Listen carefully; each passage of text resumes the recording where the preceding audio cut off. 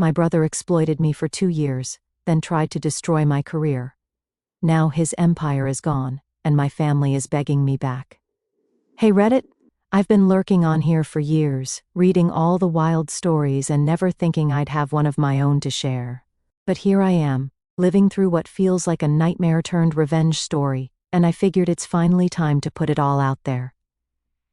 Alright. Here's the deal. I'm a 27-year-old male who just graduated with a degree in computer science. After all those late nights studying, surviving on instant noodles, and pulling my GPA out of the gutter, I was finally done. I was ready to start my career, maybe land a decent job, and actually live like a functioning adult. But then my brother, a 41-year-old male, swooped in with what he called a once-in-a-lifetime opportunity. Now, my brother, let's call him Jack, is one of those guys who thinks he's always the smartest person in the room. He talks big, acts bigger, and somehow convinces everyone he's a genius. So, when he told me he was starting a finance and investment company with his 2 partners, I wasn't exactly shocked. Jack loves the spotlight and the idea of being the boss. Jack said they needed someone they could trust to set up the infrastructure for their new company.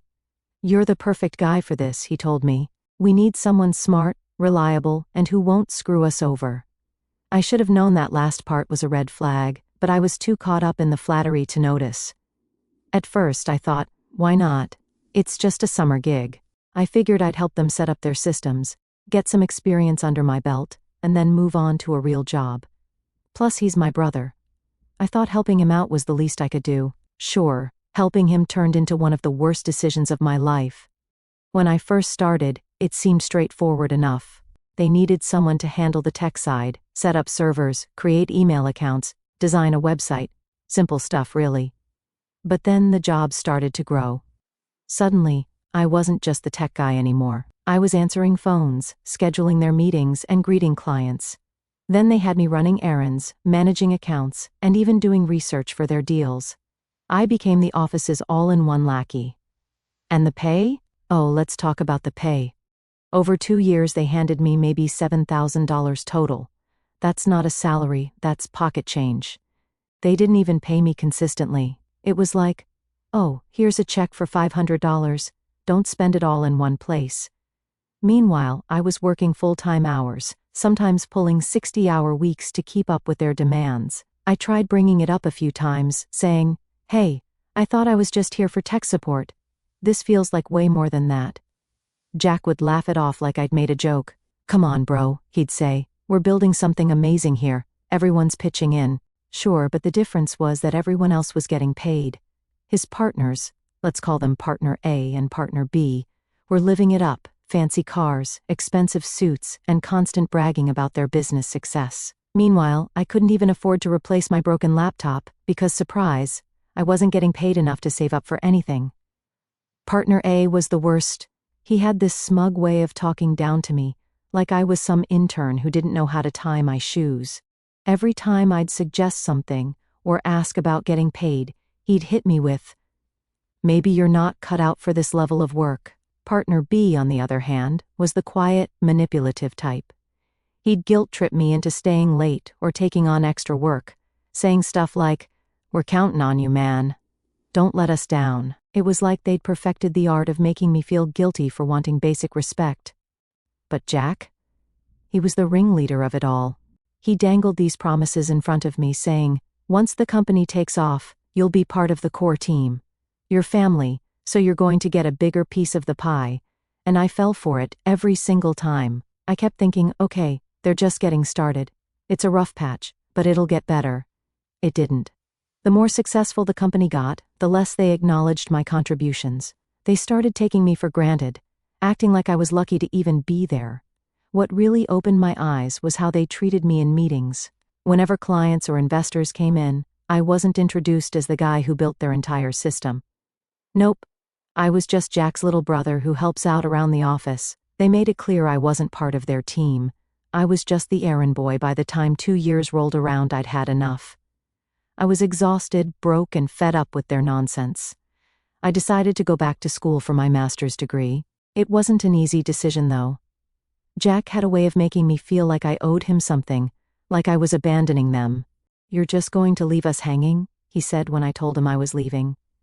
After everything we've done for you, done for me, are you kidding? You've been exploiting me for 2 years. I didn't say that though. I just told him I needed to focus on my future and that this wasn't sustainable for me anymore. But Jack didn't see it that way. To him, I was ungrateful. Fine, he said. Do whatever you want. Just don't come crawling back when you realize you made a mistake. Walking away from that job felt like ripping off a Band-Aid. I thought it was going to hurt, but honestly, it was more of a relief. I figured, okay, it's over now. Time to move on. Except it wasn't over, not even close. Sure, things had ended badly, but I figured Jack would cool off, and we'd go back to being family eventually. Maybe not best buddies, but at least civil. I had no plans to drag this drama out. I wanted to focus on grad school and leave that mess behind me. For a while, everything seemed fine. I'd enrolled in my program, started building a new routine, and even sent out my resume for part-time tech jobs to help with tuition. I included my work at Jack's company because, let's face it, I'd put in 2 years of solid effort there. I worked my ass off. It was a small company, but I'd been instrumental in setting it up and managing the systems. I figured potential employers would see that and think, hey, this guy's experienced. The first few interviews went well, at least at first. People were impressed with my skills, my education, and the projects I'd worked on. They even seemed excited about the work I'd done for Jack's company. But then, something weird started happening. Almost every time, after a promising start, the vibe would shift. I'd get polite but vague emails like, "We've decided to move forward with another candidate," or "We don't think you're the right fit for our team." At first I chalked it up to bad luck or stiff competition. But after the 5th rejection, I started to wonder if something else was going on. Then I got a call from a recruiter who had been helping me. She sounded hesitant, almost like she didn't want to tell me what she'd found out. After some coaxing, she finally told me what the others didn't. Jack and his partners had been contacted by a few of the companies I'd applied to for reference checks, and instead of confirming my work, they flat out denied I'd ever been employed there. "They're saying you never worked for them," she told me. "They claimed you're lying to pad your resume." I was stunned.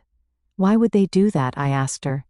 She hesitated again before continuing. "They also said you tried to use their name to get ahead, and there's more."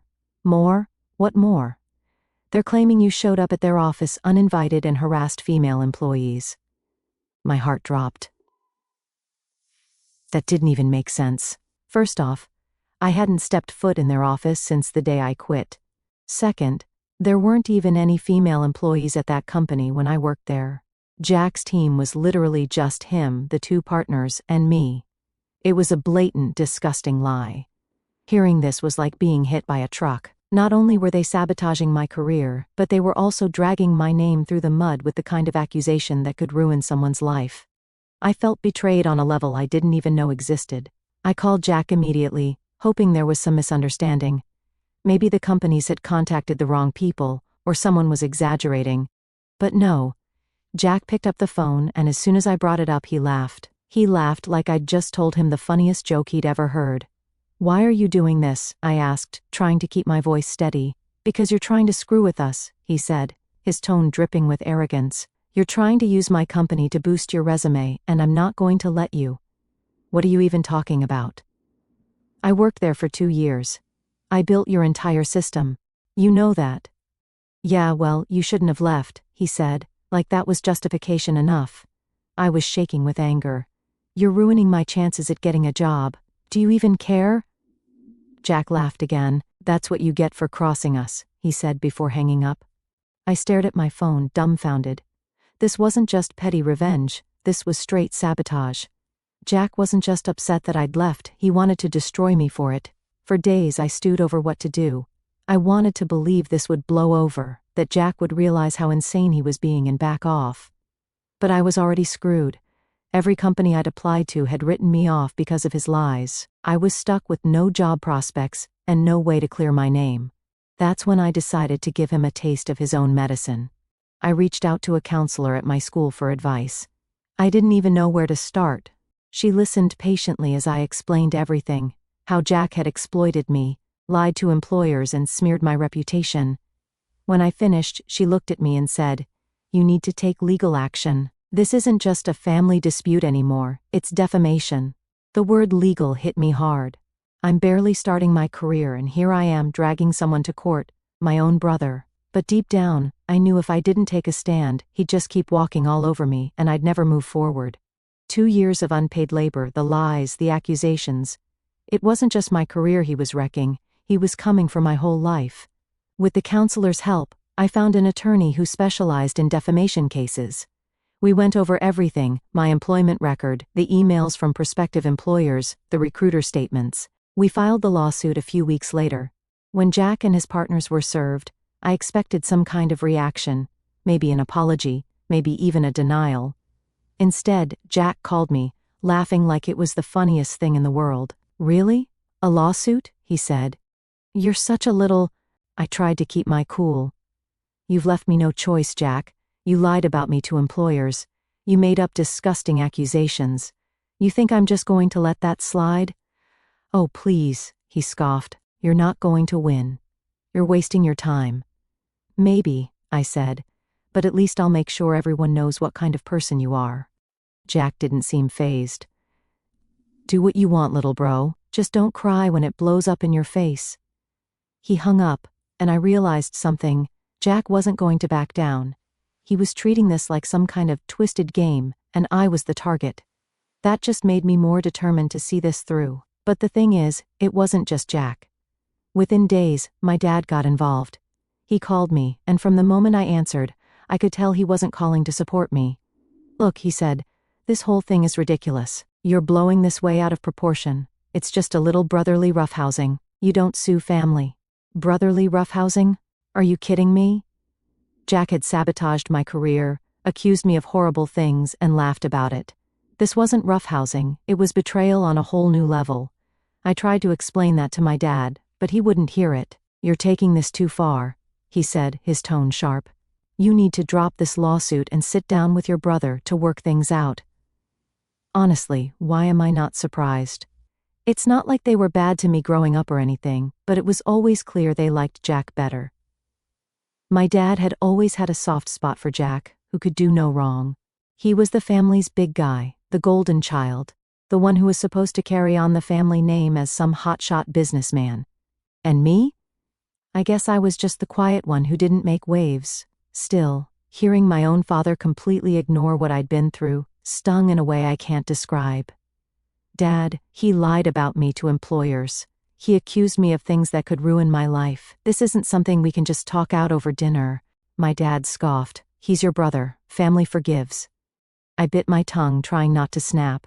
Does family also destroy each other's reputations? Because that's what he did to me. "Enough," my dad said, his voice rising. "You're uninvited from Thanksgiving until you come to your senses." Uninvited. My dad was so determined to protect Jack that he was willing to cut me off entirely. It hurt, but it wasn't surprising. My mom, on the other hand, stayed quiet through most of this. She didn't call me, didn't text me, didn't even try to mediate. I could tell she was torn, caught between her husband and her youngest son, but her silence felt like a betrayal in its own way. Things escalated further when my sisters got involved. At first, they were supportive. Both of them called me after they heard about the lawsuit, and they were furious with Jack. "You're doing the right thing," one of them said. "He needs to face the consequences." But then, about a week later, the tone shifted. My sisters called again, but this time their voices were hesitant. They said they talked it over and decided they couldn't be involved anymore. "It's just—" "This is too much for us," one of them said, her voice shaky. "We love you, but we can't handle the stress." "Stress?" I asked, my voice rising. "Do you have any idea what I'm dealing with? Jack tried to ruin my life, and you're worried about stress?" They started crying, saying they felt stuck in the middle and didn't want to take sides. But their actions said otherwise. They uninvited me and my girlfriend from Christmas, saying it was for the best. It was like they were choosing Jack and my parents over me, and it felt like a punch to the gut. To make matters worse, they texted my girlfriend directly to let her know we weren't welcome. She was livid. "Who the hell do they think they are?" she said, pacing around our living room. "They're enabling Jack's behavior, and they don't even see it." She fired off a scathing reply, calling them out for their cowardice and lack of support. I didn't love that she went nuclear, but I couldn't blame her. She was just as hurt and angry as I was. The family drama didn't stop there. A few nights later, my dad confronted us outside a family friend's house. We'd been invited to a holiday gathering, and I guess he found out we'd be there. He cornered us in the driveway, his face red with anger. "You need to stop this nonsense," my dad said, jabbing his finger at me as soon as he saw me. His voice was sharp, cold. "What are you even doing here? You shouldn't be invited. You're not a family guy anymore, throwing your own brother in court. If you want to be part of family gatherings, maybe start acting like it." I froze for a second, the sting of his words hitting hard. Then I snapped. "No, Dad, Jack is the problem here. All I'm doing is standing up for myself." His face darkened. "You're being selfish. You're putting your pride over your family." "Pride?" I shot back, my voice rising. "You think this is about pride? Jack lied about me, sabotaged my career, and accused me of disgusting things, and you're defending him? What kind of father does that?" For a second his eyes flickered like he was unsure. I thought maybe, just maybe, I'd gotten through to him. But then my girlfriend stepped in, done with biting her tongue.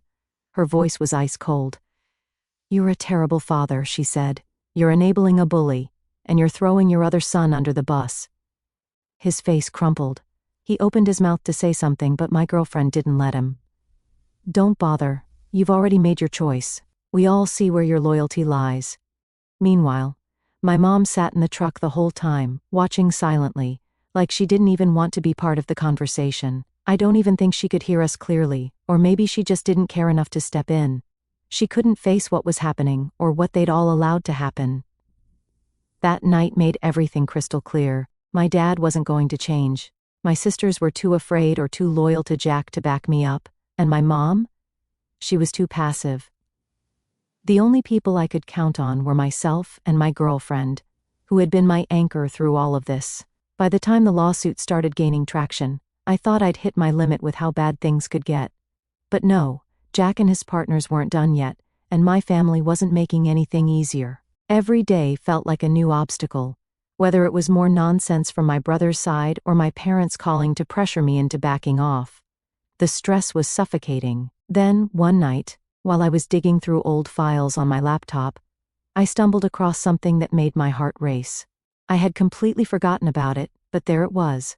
A folder containing client lists, contracts, and emails from when I worked for Jack's company. These weren't just random files, they were explosive. The client lists weren't just any lists. They were stolen from Jack and his partner's previous employers before they started their company. Back then, they had bragged about how these lists were their ticket to success, the foundation of their entire business. I hadn't thought much of it at the time, but now I realized how incriminating this was. This wasn't just shady, it was illegal. For a moment, I just stared at the screen, my mind racing. I had two immediate thoughts. First, this could completely destroy Jack's case. Second, it could also destroy him. I won't lie, as much as I wanted justice, I wasn't trying to ruin his life entirely. I wanted accountability, not annihilation. But then I thought about everything Jack had done to me. He had no problem trying to ruin my life, so why was I hesitating to let him face the consequences of his own actions? The next morning, I called my attorney and told him about the files. His reaction was immediate: "Bring them to the office now." When I dropped off the laptop, his firm went into overdrive. Within hours, they called me back, asking me to come in for an urgent meeting. When I got there, my attorney's face was a mix of excitement and seriousness. "These files change everything," he said. "We're turning this over to the U.S. Attorney's Office." I blinked. "Wait, the feds? Why?" "Because this isn't just evidence for your case," he explained. "This is evidence of criminal activity, fraud, theft, you name it. Once the U.S. attorney gets involved, it's out of our hands." Hearing that sent a chill down my spine. My attorney assured me this was the right move, but he also gave me a grim warning: "Prepare yourself. This is going to get messy, and you need to brace for what your family might say about you when they're under pressure." He wasn't kidding. The fallout started almost immediately. Jack and his partners must have realized the files had been turned over because their new attorney suddenly shifted gears. They started scrambling to salvage whatever they could, but it was obvious they were panicking. The first big blow came when Jack and his partners closed their business. It didn't surprise me. There was no way they could keep operating with the feds breathing down their necks, but it was still surreal to see their company, the one they had bragged about endlessly, crumble overnight. Then the real family drama kicked into high gear. My dad called me again, but this time he wasn't trying to play peacemaker, he was furious. "Do you have any idea what you've done?" he shouted. "You're ruining your brother's life." "No, Dad," I shot back, "he ruined his own life." "You could have handled this privately," he snapped. "Now you've got the government involved. Do you know how humiliating this is for our family?" Humiliating? That's what he cared about. Not the lies, not the accusations, not the fact that Jack had tried to destroy me, just the embarrassment it brought to the family name. It was like he couldn't see the bigger picture, or worse, he just didn't care. Then he dropped the real bombshell. "Your mother and I might be subpoenaed because of this. You've dragged us into your mess." "My mess?" I couldn't believe what I was hearing. Jack was the one who'd stolen client lists, lied to employers, and treated me like dirt. But somehow this was my fault. My attorney had warned me this would happen. But it still hit hard. My dad wasn't just unsupportive. He was actively blaming me for everything. Things got even worse when my sisters called. They were both crying, saying they didn't want to get involved anymore. "We love you, but this is too much," one of them said. Too much? Jack had spent 2 years exploiting me, sabotaging me, and smearing my name, but I was the one who was too much. It was like they couldn't separate their loyalty to Jack from the reality of what he'd done. And honestly, I think they were scared. Jack had always been the dominant one, the one who called the shots. Standing up to him wasn't easy, and I think they just didn't have the courage to do it. Meanwhile, Jack's new attorneys reached out, asking what it would take to settle. It was clear they knew they were in trouble, but I wasn't about to let them off easy, not after everything they'd put me through. As I sat in my attorney's office, watching the chaos unfold, one thought kept running through my mind. This isn't just about the lawsuit anymore. Jack and his partners didn't just shut their business quietly. They tried to paint themselves as victims, claiming the lawsuit had drained their resources and forced them to close. It was an obvious play for sympathy, but it wasn't working. Between the client list files and the investigation now being handled by federal authorities, their story didn't hold water. Everyone who had been working with them or even considering it bailed the second the news broke. But of course, Jack wasn't going to take this lying down. He still had one more trick up his sleeve, using our parents to try to guilt me into backing off. The week after their company closed, my dad called me again. This time, he wasn't shouting, he was pleading. "Son, don't you think this has gone far enough? Jack's lost his business. Isn't that enough punishment?" I gripped the phone tighter, my patience wearing thin. "Dad, this isn't just about the business. He lied about me to employers, accused me of disgusting things, and tried to ruin my career. Losing his business is the bare minimum of what he deserves." My dad sighed, his voice breaking. Family sticks together.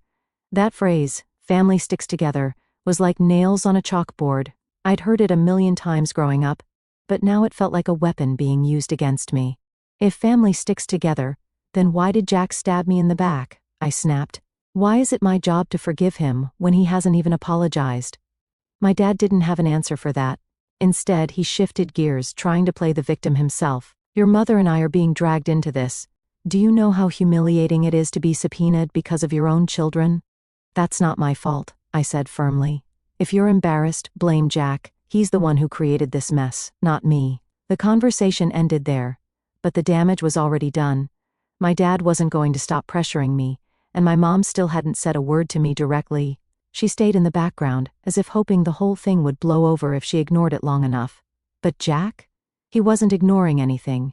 He sent me a message a few days later, and it was the most infuriating thing I'd ever read. "You've got what you wanted," he wrote. "The company's gone and I'm broke. Happy now? You always were a selfish little brat." That was it. That was the moment I snapped. For years I'd put up with his arrogance, his manipulation, and his lies. But this, acting like he was the victim after everything he'd done, was too much. I didn't respond right away. Instead, I sat down and wrote out everything I wanted to say to him.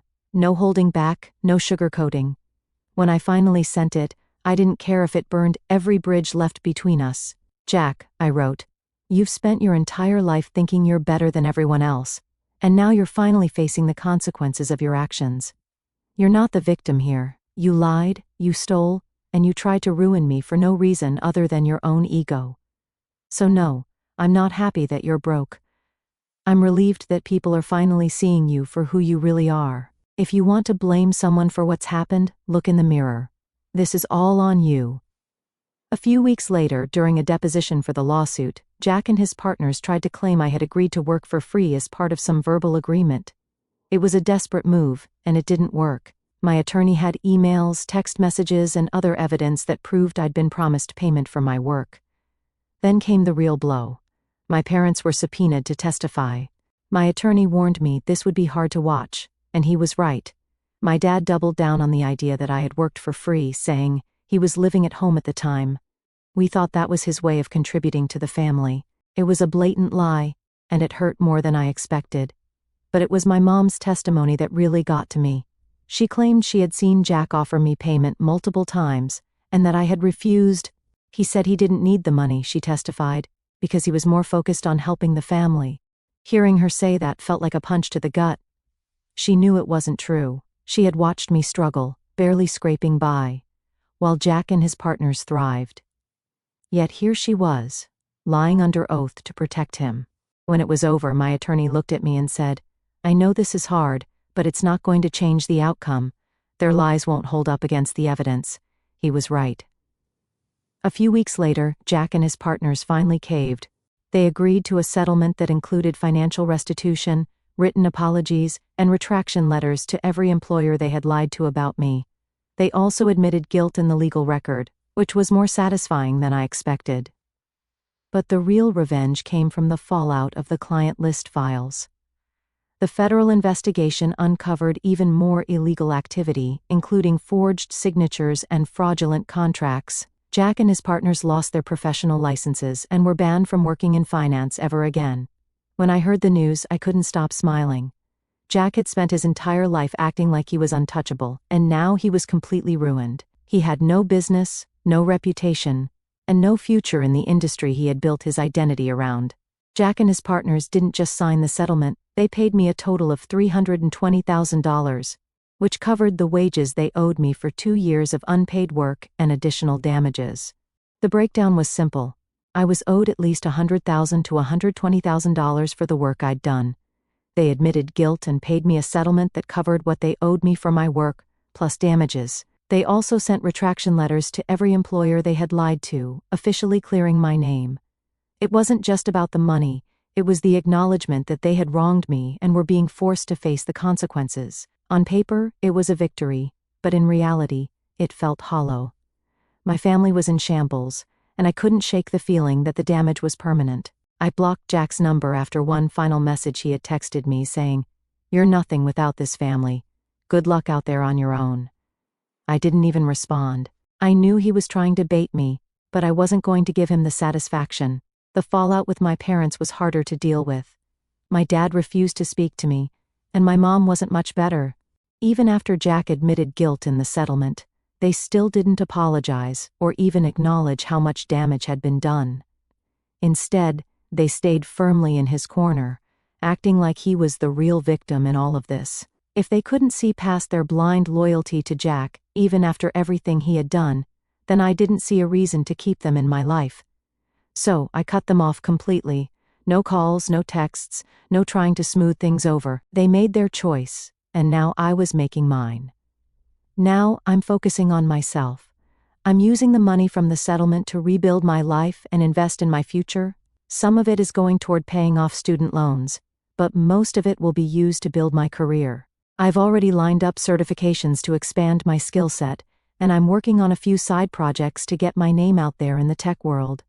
Thank you for reading till the end.